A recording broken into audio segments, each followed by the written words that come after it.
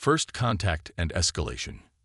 Captain Maya Chen stood motionless on the bridge of the EDF Resolute, Earth's flagship defender. The massive view screen before her displayed what humanity had both dreaded and anticipated for centuries. Alien spacecraft in Earth's orbit. Their arrival just hours ago had thrown the world into a frenzy of excitement, fear, and uncertainty. Status report, Maya commanded, her voice steady despite the tension gripping her chest. Lieutenant Commander Jackson swayed through holographic displays.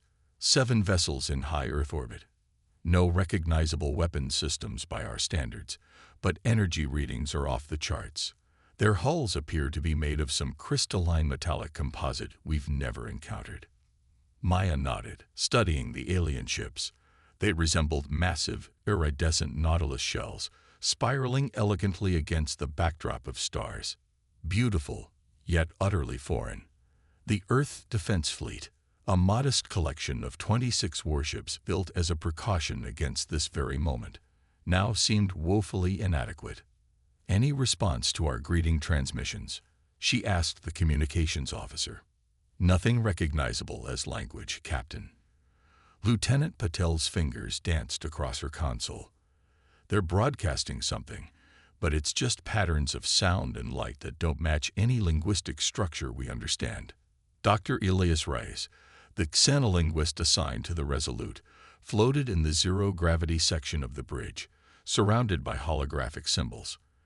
They're communicating, but not in a way our translation matrices can decode yet. I need more data. Maya's comm unit chimed. Chen here. Captain, this is General Williams from Earth Command. The Security Council is meeting now. They're giving you authorization to approach the lead vessel for direct contact. We need to establish communication before global panic sets in. Maya exchanged glances with her executive officer, Commander Takeda. They both understood the stakes. First contact situations existed only in fiction until today, and humanity had prepared as best they could. But nothing could truly prepare them for the real thing. Understood, sir. Moving to first contact protocol. The Resolute glided forward, thrusters pulsing gently as it separated from the defensive formation. Maya had trained for this moment her entire career, though most had considered it theoretical. The daughter of a physicist and a diplomat, she'd been groomed for command in this new era of human expansion beyond Earth. At 42, with silver streaks beginning to show in her black hair, she carried the weight of humanity's first impression on her shoulders. Broadcast on all frequencies, she ordered. Include the mathematical sequence and the visual greeting package. The bridge fell silent as they approached the largest alien vessel. Its surface rippled with colors that shouldn't exist in nature, creating patterns that seemed almost alive. Captain, Takeda said suddenly, their energy signature is changing. The alien vessel's spiral shell began rotating faster, sections sliding apart to reveal an inner structure that pulsed with blinding light. Dr. Reyes shouted from his station, "Wait, I'm detecting a pattern in their broadcast. It's not a greeting. It's a warning." The revelation came too late. A beam of coruscating energy lanced out from the alien ship, not toward the Resolute but past it, striking one of the smaller Earth vessels. The EDF Dauntless erupted into a fireball, debris scattering across the vacuum. Battle stations, Maya ordered, shock giving way to training. All ships, defensive formation Delta. This is not a drill. The bridge transformed instantly, lighting shifting to combat status as crew members secured themselves to battle stations. The remaining Earth fleet scrambled to regroup as the alien ships, the Vargosians, as humanity would later learn to call them, began to move with startling precision. Why did they attack? Takeda demanded, his face illuminated by emergency lighting. We made no threatening moves. Dr. Rice worked frantically at his station. I think it's the mathematics. Our universal greeting included prime numbers as a basis for communication, but in their system. He pointed at new symbols appearing in his translation matrix. Prime numbers might signify aggression or territorial challenge. A second beam struck another Earth vessel, cutting it cleanly in two. "Return fire," Maya ordered. "All batteries, focus on the lead vessel." Earth's kinetic weapons and missile technologies seemed primitive compared to the energy weapons of the Vargosians, but humanity had one advantage. They were fighting in home territory. "Direct hit on the lead vessel," Jackson reported. "Minimal damage detected." Maya's mind raced. Conventional weapons weren't going to win this fight. They needed something else. A different approach entirely. "General Williams is on the line," Patil announced. "Earth Command is deploying all reserves." Maya took the call as the Resolute shuddered under a near miss from an alien energy beam. "Captain Chin," the general's voice was grim. "We're looking at a global extinction event if those ships reach Earth's atmosphere. Whatever you do, keep them in orbit." "Understood, sir." Maya ended the call and turned to her crew. "We need unconventional tactics. Conventional warfare isn't going to cut it." Dr. Rice pushed away from his station, floating toward the central command area. "Captain, I have a theory about their ships. The patterns of energy they're emitting, they're not random. It's a form of communication, but also possibly their power system. What if they're using quantum entanglement for both?" Maya raised an eyebrow. "Explain quickly, Doctor." "Their ships move in perfect synchronization. I think they're quantum-linked, operating as a unified consciousness. If we could disrupt that entanglement." Commander Takeda caught on immediately. "We could use our experimental Ki disruptors. They were designed for communications jamming, but might work against their systems." A massive explosion rocked the ship as another Earth vessel was destroyed. Through the view screen, Maya watched as 3 Vargosian ships broke formation, descending toward Earth's atmosphere. "There's no time for maybe," she decided. "Lieutenant Commander Jackson, arm all Ki disruptors and distribute targeting coordinates to the remaining fleet. We'll coordinate a simultaneous attack on their quantum field." "But Captain," Takeda warned, "we've never tested the disruptors at this scale. The feedback could damage our own systems." Maya's expression hardened. "If we do nothing, there won't be systems to worry about. Prepare to deploy on my mark." Throughout the Earth fleet, crews raced to adjust their quantum entanglement disruptors, experimental technology that had been developed for secure communications, but never weaponized. Maya watched the countdown on her display, knowing they would only get one chance. "All ships reporting ready, Captain," Jackson announced. Maya took a deep breath. On the view screen, Earth rotated slowly beneath them. Blue oceans, white clouds, the lights of cities on the night side. Home. Her home. Everyone's home. "Fire disruptors," she commanded. Invisible to the naked eye, the quantum pulses surged outward from the Earth ships, not targeting the alien vessels directly but the space between them, the quantum fields that apparently linked them together. For a moment, nothing seemed to happen.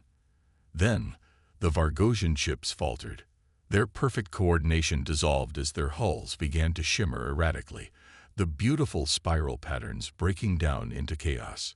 "It's working," Dr. Rice exclaimed. "Their quantum field is collapsing." The alien vessels began to drift, their energy weapons powering down. 2 ships that had been descending toward Earth suddenly veered off course, narrowly avoiding collision with each other. "They're vulnerable," Maya realized. "All ships, conventional weapons, target their propulsion systems." The Earth fleet responded immediately, launching a coordinated assault on the disoriented alien vessels. Missiles streaked across space, finding their marks with devastating precision. Without their perfect coordination, the Vargosian ships could not maintain their defensive capabilities. But the victory was short-lived. The lead Vargosian vessel, larger than the others, seemed to recover first. Its spiral shell began rotating again, building energy for what appeared to be a massive retaliatory strike. "Evasive maneuvers," Maya ordered, but knew they couldn't possibly move the Resolute fast enough. As the alien energy weapon reached critical charge, something unexpected happened. The quantum disruption created a feedback loop within the Vargosians' own systems. The energy meant to destroy the Earth fleet instead collapsed inward. A blinding flash erupted from the alien flagship, temporarily overloading the Resolute's view screens. When they came back online, the Vargosian command ship was fragmenting, pieces of its beautiful spiral shell drifting apart. What just happened? Maya demanded. Dr. Rice was already analyzing the data. The quantum disruption affected their weapon systems. They use entangled particles to channel energy. When we broke those connections, the energy had nowhere to go but back into their own ship. The remaining Vargosian vessels had ceased all aggressive actions, drifting aimlessly in Earth orbit. Some appeared to be initiating emergency protocols, lights blinking in distress patterns along their hulls. "Captain," Patel called out, "I'm receiving the new transmission from the alien ships.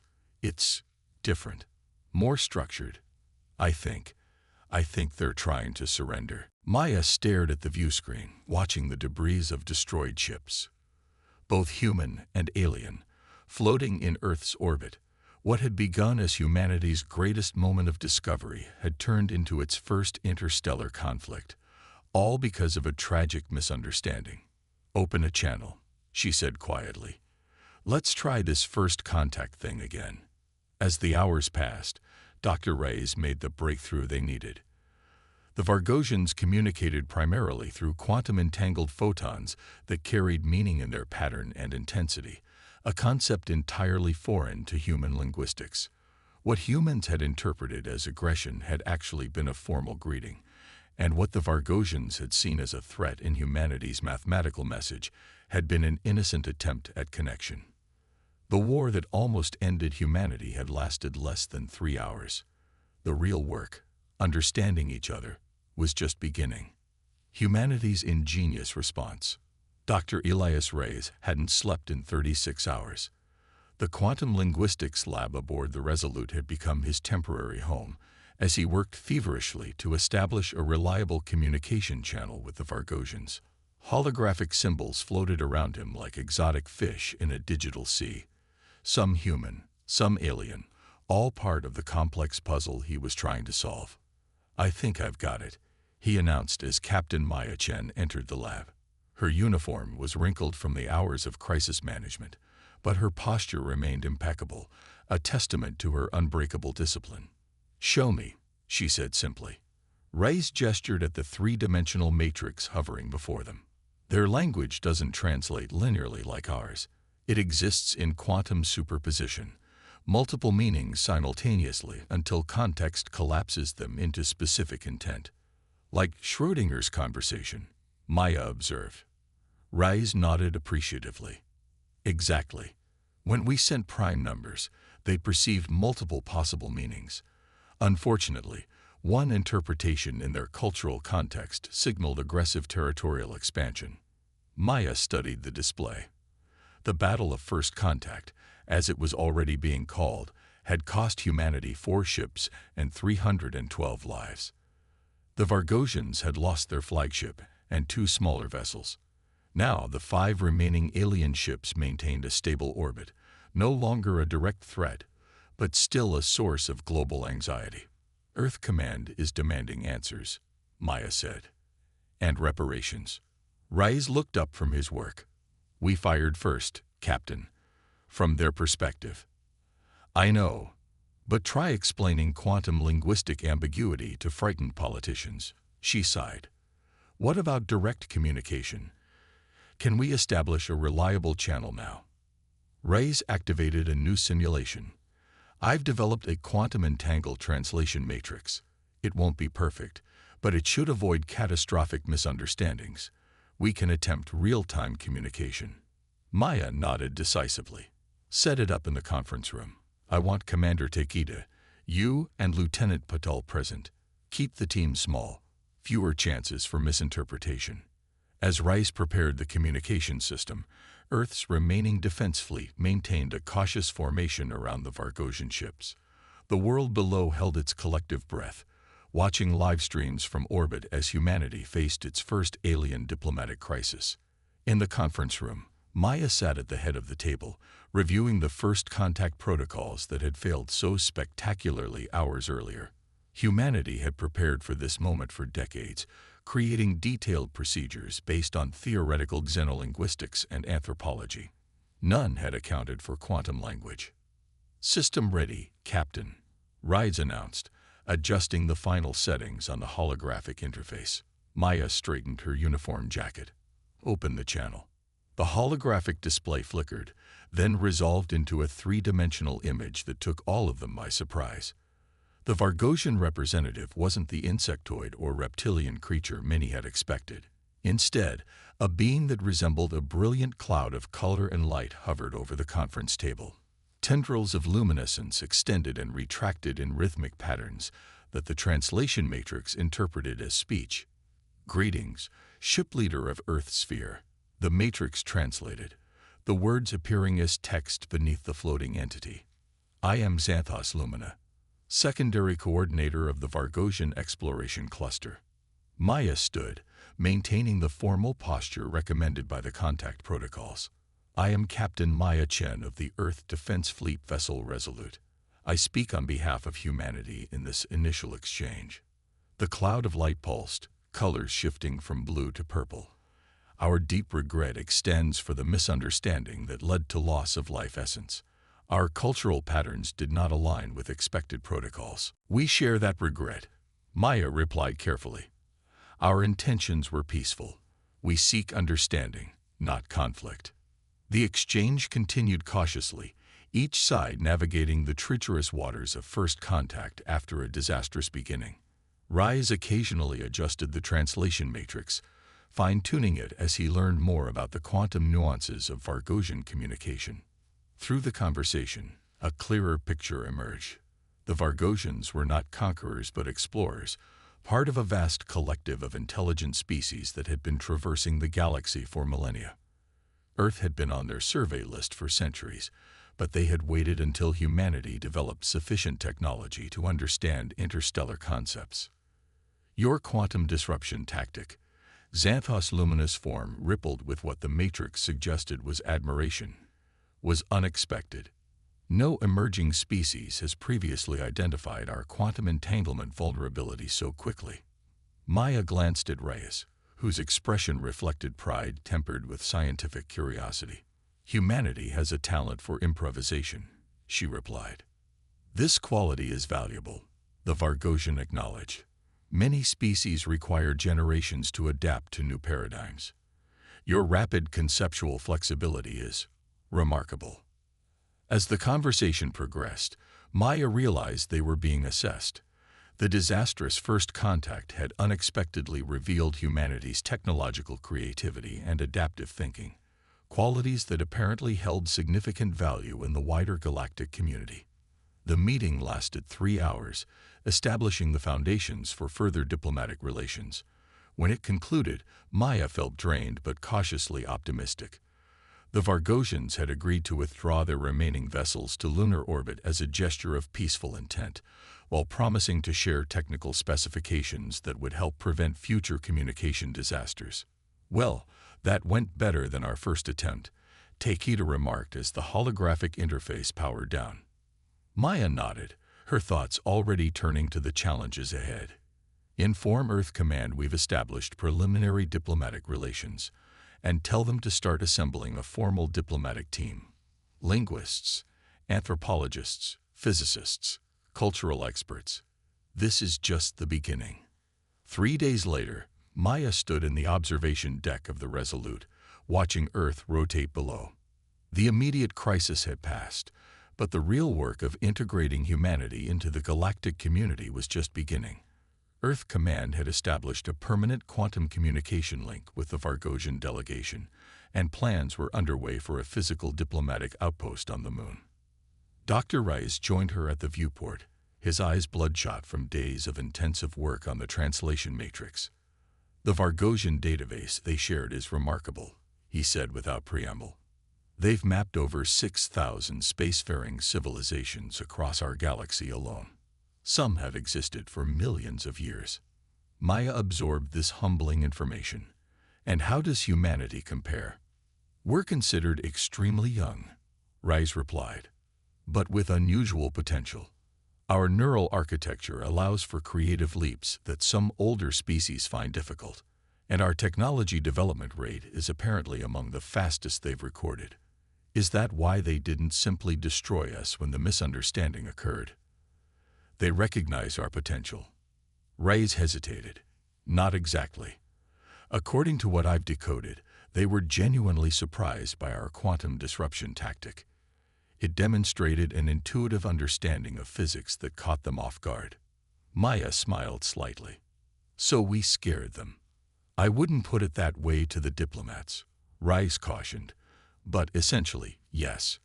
They realized that if humanity could improvise such an effective countermeasure within hours of first contact, we might become either valuable allies or dangerous adversaries. They chose to explore the former option." A notification chimed on Maya's comm unit. Earth Command was requesting her presence at the Global Security Council meeting. As the officer who had commanded humanity's forces during first contact, her insights were considered invaluable for planning the path forward. "The Vargosians have already requested technical and cultural exchanges," Rice continued. "They're particularly interested in our arts and creative expression. Apparently, quantum consciousness species often struggle with abstract creativity. So humanity's first galactic export might be poetry and music." Maya found the idea unexpectedly moving. "And our unpredictable problem-solving approaches. The ability to make intuitive leaps without requiring quantum consensus appears quite valuable." Maya turned from the viewport, her mind already organizing the briefing she would give to Earth's leaders. "We nearly annihilated each other through a linguistic misunderstanding, and now we're planning cultural exchanges. If that's not the most human outcome possible, I don't know what is." Commander Takeda approached, tablet in hand. "Captain, the shuttle to Earth is ready when you are. The Security Council has assembled representatives from all nations." Maya nodded, taking a last look at the stars beyond Earth's atmosphere. Somewhere out there, thousands of civilizations were going about their business, unaware that humanity had just violently announced its presence on the galactic stage. "Dr. Rice, you'll accompany me to the council meeting. They'll need to understand the complexities of Vargosian communication." "Of course, Captain." As they walked toward the shuttle bay, Maya considered the bizarre irony of their situation. A war that had lasted only hours had catapulted humanity onto the galactic stage more effectively than any peaceful contact might have done. Their defensive improvisation had demonstrated humanity's potential value to the wider community of intelligent species.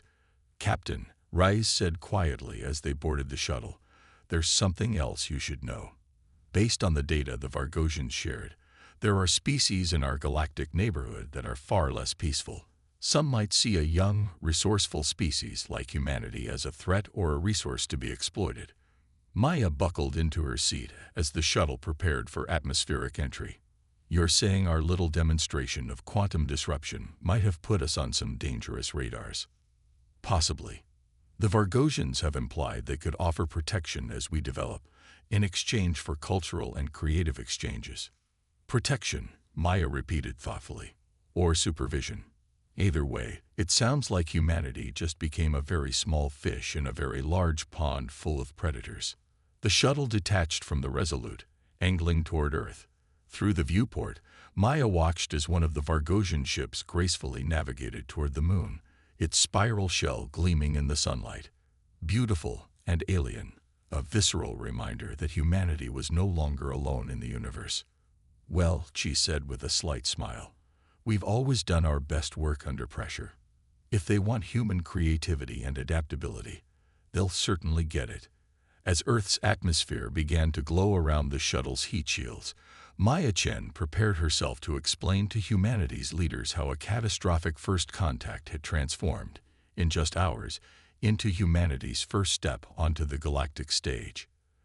The war that lasted only hours had ended, but humanity's greater challenge, finding its place among the stars, was just beginning. 24 hours after making planetfall, Maya stood before the United Nations Security Council, now expanded to include representatives from all nations with space capabilities. The chamber hummed with tension and anticipation as she concluded her briefing. To summarize, the Vargosians have offered technological exchange, cultural cooperation, and a form of sponsorship as humanity integrates into the galactic community. In return, they seek access to our creative methodologies, artistic expressions, and non-quantum problem-solving approaches. The Secretary General leaned forward. Captain Chen, in your assessment, do the Vargosians represent a continued threat to Earth? Maya considered her answer carefully. No more than any technologically superior civilization would. The quantum disruption tactic we deployed was effective, but unlikely to work twice. They now understand our technological capabilities precisely. However, they appear genuinely interested in peaceful exchange. And we should trust this assessment after they destroyed 4 of our ships. The Russian representative demanded. Dr. Reyes stepped forward.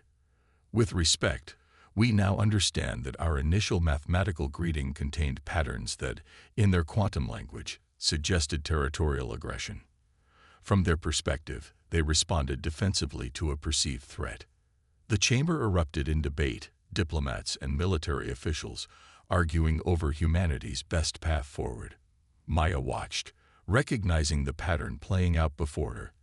The same human tendencies toward both cooperation and conflict that had shaped Earth's history now projected onto the cosmic stage. When the noise subsided, Maya spoke again. The reality is this: we are now known to the galactic community. Our actions during first contact, both the misunderstanding and our response to it, have established humanity's initial reputation. We demonstrated technological ingenuity, adaptive problem-solving, and eventually, a willingness to communicate rather than escalate. These are not bad first impressions. A thoughtful silence fell over the chamber. The Vargosians have requested to establish a permanent embassy on Luna, she continued. They've also offered to introduce humanity to the nearest members of what they call the Galactic Confluence, a loose alliance of spacefaring civilizations. The Secretary General nodded slowly. It seems, Captain Chen, that your quick thinking during the crisis has given humanity a somewhat auspicious debut, despite the tragic losses.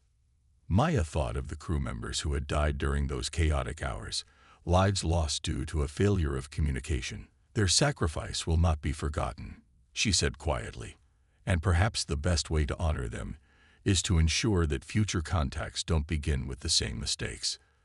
As the meeting concluded with tentative approval for establishing formal diplomatic relations with the Vargosians, Maya found herself looking toward the ceiling, imagining the vast galaxy beyond. Humanity had survived its first cosmic crisis by demonstrating its most defining qualities: adaptability, creativity, and the capacity to turn understanding into connection. The war that lasted only hours had become the peace that opened the stars.